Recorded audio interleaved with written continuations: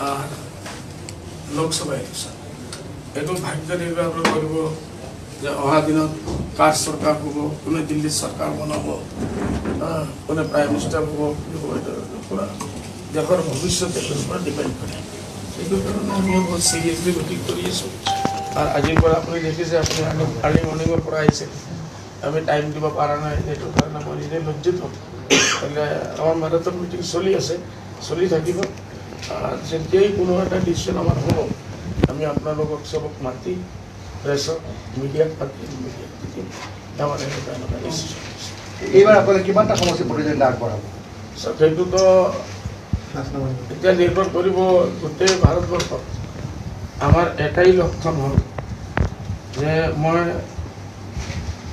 All ইণ্ডিয়াত U P এৰ লগত মই আছোঁ আপোনালোকে জানিছোঁ এলায়েন্সৰ কথা আমি বিচৰাই নাই কংগ্ৰেছৰ লগত এলায়েন্স মানুহ বহুত উৰা বাতৰি ওলাই আছে মই না কৰিছোঁ আৰু এতিয়াও না কৰি আছোঁ ডিনাই কৰি আছোঁ যে আমাৰ কোনো ইচ্ছা নাই কংগ্ৰেছৰ লগত আমাৰ মিত্ৰতা কৰাৰ ইউ পি অলপ কথা আমাৰ এটাই লক্ষণ থাকিব অসমৰ পৰা কিমান বেছি চিট আমি লৈ গৈ আমি তাত ইউ পি এৰ লগত আকৌ আমি যোগদান কৰি আমাৰ যিমান আমি MLA পাম MP আমি যিমান পাম চব গৈ আমি দিল্লীৰ লগত আগৰ পৰা আমাৰ আছে এলায়েন্স ইউ পি এৰ লগত আমি আছোঁ আপোনালোকে দেখিছে বাৰবাৰ আৰু সেই লাইনেই আমি চলি আছোঁ আৰু অসমত কোনো আমাৰ এলায়েন্সৰ কোনো চিন্তাই নাই খাস কৰি কংগ্ৰেছৰ যদি এলায়েন্স নকৰে তেনেহ'লে মই বিশেষকৈ সংখ্যালঘু ভোটৰ কথাখিনি কওঁ সেইখিনি যদি আপোনালোকৰ বিভাজন হয় তেনেহ'লে সাহসীয় দলটো উপকৃত হ'ব পাৰে নেকি নাই সেইটো আমি চেষ্টা কৰিম 100% চেষ্টা কৰিম যে এইবাৰ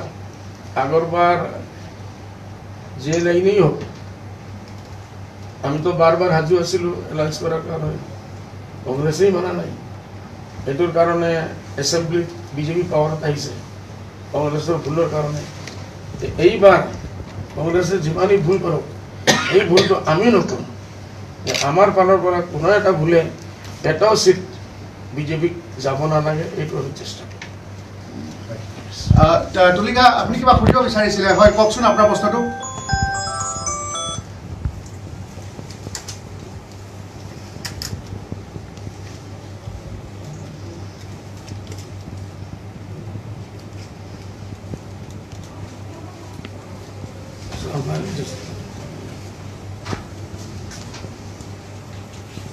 Register on your mobile number.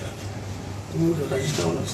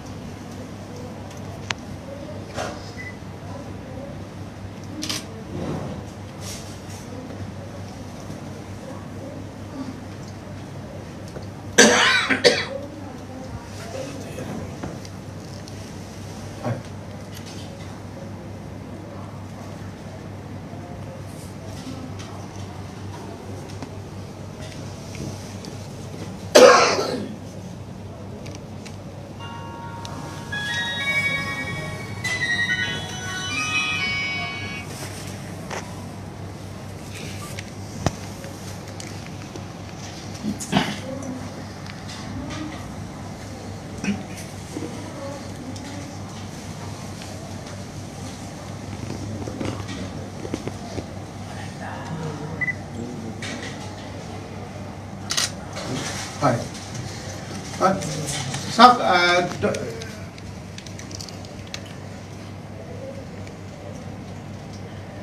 হয় তুলিকা এইখিনিতে মই ক'ব লাগিব কাৰণ তেখেতেও কৈছে যে আমি পুৱাৰে পৰাই যেতিয়াই তেখেতৰ পুত্ৰ যমুনামুখ সমষ্টিৰ বিধায়ক যে আব্দুৰ ৰহিম আজমল তেখেতৰ বাসগৃহত আমি উপস্থিত আছোঁ ইয়াত অকল সাংসদ দুগৰাকীয়ে যে উপস্থিত আছে তেনেকুৱা নহয় ইয়াৰ উপৰি যথেষ্ট সংখ্যক বিধায়ক তেখেতসকলৰ যিহেতু 12জন বিধায়ক আছে ইয়াৰে 11জন বিধায়কে আমি উপস্থিত থকা দেখিছিলোঁ বছিৰ কাছিমি চাহাবো আছিলে লগতে যি বৰাকবিলিৰ 4গৰাকী বিধায়ক তেওঁলোককো আমি দেখিছিলোঁ এতিয়াও উপস্থিত আছে ইয়াতে তেখেতসকল গতিকে আপুনি যি দুটা প্ৰশ্ন সুধিছে মই আজমল ডাঙৰীয়াকে সুধিব বিচাৰিছোঁ আমাৰ যি আপোনালোকে দুটা প্ৰশ্ন আছে আমাৰ নিউজ 18ৰ তৰফৰ পৰা যে আপুনি কোনো ৰাষ্ট্ৰীয় সংবাদ মাধ্যমক কৈছিলে যে কেৱল যে নাগৰিকত্ব সংশোধনী বিধেয়ক সম্পৰ্কত আজি সেইটো আপোনাৰ স্থিতি কেনেকুৱা কিন্তু আমাৰ স্থিতি যেটো আছে জাগাত আছে আমি এইটো বিৰোধিতা কৰিছোঁ, বিভিন্ন ৰিজনৰ কাৰণে কৰিছোঁ আৰু আমি কৰি থাকিম।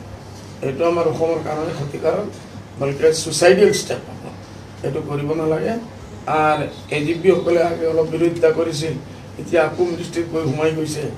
এইটোৰ কাৰণেও আমি আকৌ যদি সকল ঘূৰি আহে আৰু এই বিৰোধিতাটো জাৰি ৰাখে, অসমৰ কাৰণে, অসমীয়া জাতিৰ কাৰণে, অসমীয়া সংস্কৃতিৰ কাৰণে, এইটো তেখেতৰ কাৰণে চবৰ কাৰণেই ভাল। আপুনি কৈছিলে যে নাগৰিকত্ব সংশোধনী বিধেয়কৰ ইছ্যুটো তল পৰিছে, এতিয়া আপোনালোকে কি ইছ্যু লৈ আপোনালোকে নিৰ্বাচনত অৱতীৰ্ণ হ'ব? তল পৰা নাই, সেইটোতো থাকিবই, ওৱান অফ দ্য ৰিজন থাকিবই। আমাৰ আজি চাওক, বিজেপিৰ বিৰুদ্ধেতো হাজাৰ হাজাৰ, আজি একদম মোদীজীয়ে 5 বছৰৰ ভিতৰত ইমান মিছা প্ৰস্তুতি দিছে মানুহসকলক। এই চব বস্তু মানুহৰ ইয়াত আছে, হাজাৰ হাজাৰ ইছ্যু আছে। এইটো আমি মই আপোনাক শেষত সুধিব বিচাৰিছোঁ যে তৰুণ গগৈ ডাঙৰীয়াই ইতিমধ্যে যোৱাকালিও কৈছে যে মই যেতিয়াই কৈছিলোঁ যে হু ইজ বদৰুদ্দিন আজমল, তেতিয়াই তেখেতে ভোট হেৰুৱাইছিল বুলি কৈছে। গতিকে আজি আপোনালোকক যথেষ্ট গুৰুত্ব দিছে, এটা ফেক্টৰ হৈ পৰিছে এআইডিএফ দল। এনেকুৱা কিবা এটা কথা ওলাইছে যে গোপন মিটেৰিয়েলি বা আপোনালোকে কলিয়াবৰত গৌৰৱ গগৈৰ বিৰুদ্ধে দুৰ্বল প্ৰাৰ্থী প্ৰক্ষেপ কৰিব, এই যিটো চলিছে এইটো আচলতে আপুনি কি ৰাজনীতি বুলি ক'ব? এইটোৰ ভিতৰত কোনো ভিত্তি নাই, ভিত্তিহীন, বেচলেছ কথা। আমি আৰু এটা ডায়লগ 13 বছৰৰ পৰা মানুহ কিমান দিন শুনিব? নতুন চিনেমাৰ ডায়লগ যদি মানুহ ডেইলি নতুন এটা ডায়লগ শুনোৱাৰ ইচ্ছা ৰাখে, এইটোৰ কাৰণে মোৰ হিচাপে বহুত পুৰাণা হৈ গ'ল। এইটো ডায়লগটো এতিয়া চেঞ্জ কৰিব লাগে আৰু নতুন যুগ হিচাপে আমি কিছুমান মিলি কাম কৰিব লাগে। ঠিক আছে, আপোনাক এই মুহূৰ্তত ধন্যবাদ জনাইছোঁ। আমাৰ লগত তুলিকা উপস্থিত আছে যে কৰিমগঞ্জ সমষ্টিৰ সাংসদ ৰাধেশ্যাম বিশ্বাস ডাঙৰীয়া। তেখেতক এটা প্ৰশ্ন সুধিব লাগিব, এইকাৰণেই যে কৰিমগঞ্জ আসনখনত বিভিন্ন ধৰণে কোনোবাই বিৰোধিতা কৰিছে, কোনোবাই সমৰ্থন জনাইছে, ইয়াৰ মাজতে তেখেতক দলৰ ফালৰ পৰা চকুজো দিয়া হৈছিলে। আচলতে কি কাৰণে আপোনাক চকুজ দিব লগা পৰিস্থিতি সৃষ্টি হৈছিলে? একচুৱেলি প্ৰিণ্টেড মিডিয়াত আৰু মানে লোকেল পেপাৰত ওলাইছিল যে আমি AIDF এৰি আমি কংগ্ৰেছ দলৰ পৰা গৈ আছোঁ। কিন্তু এইটো আমি স্পষ্টকৈ কৈছোঁ যে আমি কংগ্ৰেছ দলত যোৱা নাই, আমি কোনো ধৰণৰ পিটিশ্যন এপ্লিকেশ্যন কোনোবা কিছু কৰা নাই। এইটো এটা ফলছ, এবং এই এটা চিটি যে ওলাইছিল এটা একটা মানে হাই লেভেল কনস্পিৰেচি আমাৰ এগেইনষ্টত এইটো কৰিছিল। কাৰণ এইবিলাকে, কাৰণ কৰিমগঞ্জৰ যিটো স্থিতি আছে, কৰিমগঞ্জৰ যিটো পজিশ্যন আছে, আমি আমাৰ দলৰ মৌলানা বদৰুদ্দিন আজমলৰ লিডাৰশ্বিপত আমি বিগত দিনৰ পৰা বেছি কাম কৰিছোঁ, বেছি সুযোগ লৈছোঁ এবং আমি চেষ্টা কৰিছোঁ আমাৰ কনস্পিৰেচি। কিন্তু মই মাজতে সুধিছোঁ, যিহেতু সময় কম, আপোনাক বিভিন্নজন বিধায়কে বিৰোধিতা কৰিছে, তাৰ স্থানীয় নাগৰিকেও বিৰোধিতা কৰিছে বুলি আমি শুনিছোঁ, এই সম্পৰ্কে আপুনি কি ক'ব? মানে আমার পার্টির যে স্ট্যান্ড আমার এটা সেম স্ট্যান্ড, এটা আমার বেলেগ কোনো স্ট্যান্ড নাই। এই মুহূৰ্তত ধন্যবাদ জনাই তুলিকা, পাৰ্টিৰ যিটো ষ্টেণ্ড, তেখেতৰ এইটোৱে ষ্টেণ্ড, যদি পাৰ্টীয়ে তেখেতক প্ৰাৰ্থিত্ব প্ৰদান নকৰে তেখেতে হয়তো নিৰ্বাচনত